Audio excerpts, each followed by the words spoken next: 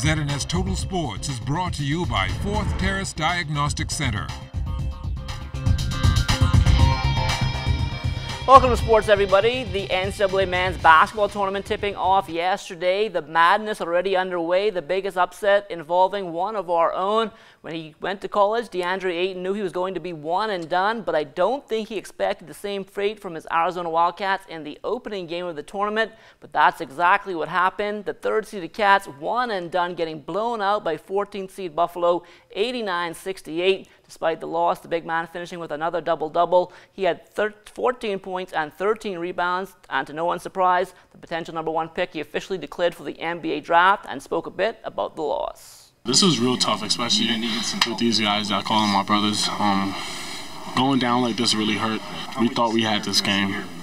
We really wanted to make history for the Wildcats, and unfortunately we didn't.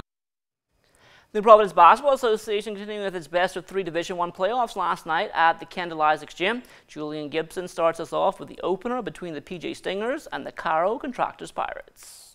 Benson last night at the Kendall Isaacs Gym, cold on the outside, also cold on the inside, all bundled up. Boy, this one would be a hotly contested battle, especially in the fourth quarter. The Stingers trailed by as much as 10 points late in the ball game, but they made it close. With a minute and change left, Stalathiel Dean with a long pass to Violent Stubbs. Pass, turnover. With a chance for the Stingers to tie the ball game, the Pirates would take advantage and they would go on to hold off the Stingers to tie up the series 98-93. A big win. We stretch out our season, so that's all we worried about. Whether we win by 1 point, 2 points, 10 points, we just needed to win. My team count on me for those big shots, turnovers or not. They know that's my strong suit, so they lean on me to do those things, and I just came through. That's transition and getting back on defense. That will kill us tonight. I know this come back with a fight, man. You gotta respect the next team. They did a wonderful job. What's gonna happen come Saturday night? We're gonna shut it out. This game just was to show them that even though we down, we still a better team. So we just coming out to show them full-heartedly that that's what we come to do. All we gotta do is come to the gym, play as a team, share the ball, and we win the game. Come Saturday, it's the same thing. You fight as hard as we can. We come in to win. You gotta fight a little hard. We gotta play an extra defense.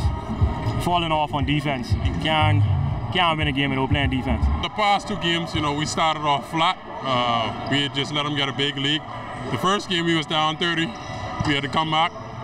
Tonight we dropped down by 15, so we just got to start off better. We really still focusing on just running our offense. A lot of times it's because we just playing together. It's our first year really as a unit.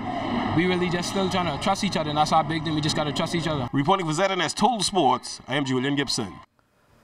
As for last night's feature game, the situation much the same. The Rhythm Rebels also in a must-win against the Commonwealth Bank Giants, but the Giants not taking any chances. They made it look easy, winning 96-64 to complete the 2-game sweep. Deshaun Taylor a side-high 21 points in the win. David Taylor adding 17. Gamalion Rose 14 points and 10 rebounds. Michael Furley-Bain finishing with 12 points. Tarad Ramming, he had 10 for the Rebels. Theo Ferguson a game-high 22. Craig Buchanan had 15. Deshaun Dean finishing up with 12.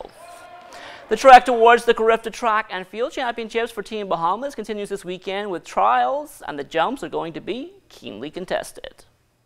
We expect some big jumps, especially from Donisha Anderson. I help her in the high jump. You got Tay Charlton, she qualified in the long and the triple. You got Delvon Wims in the long jump. You got one of the best jumps in the region.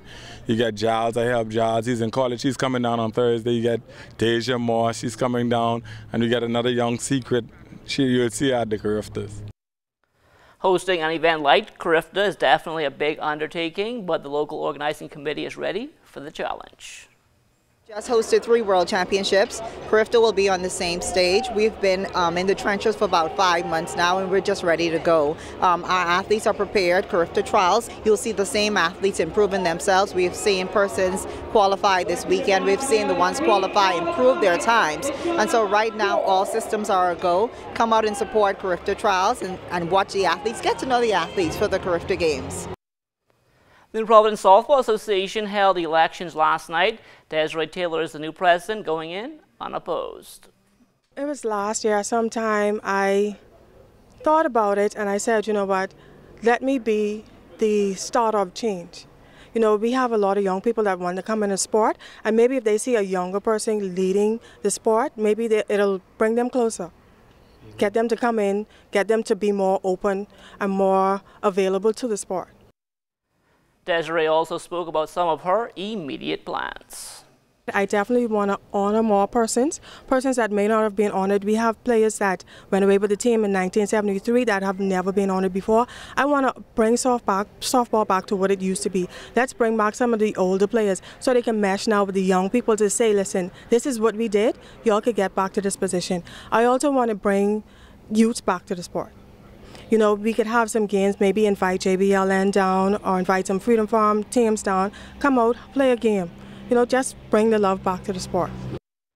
After 2 blocks of bowling at the 2018 World Cup roll-offs, Driscoll Roll has overtaken Camille Burnside on the ladies' side. Roll a total of 1,807 pins and a 192 average. Burnside 1,787 pins and a 182 average. Janice Hoyt in third, 1,743 pins and a 179 average. Fourth is Tara Johnson, 1,590 pins and a 159 average. And rounding out the top 5, Tara Culmer, 1,482 pins and a 144 average. The leader for the men, that's Lee Davis, 2,095 pins and a 210 average. Soneth Lockhart second, 1,878 pins and a 188 average. Stan Bethel in third, 1,852 pins and a 185 average. Raymond Adderley in fourth, 1,827 pins and a 183 average. And sitting in fifth is Kevin Williams, 1,825 pins and a 183 average.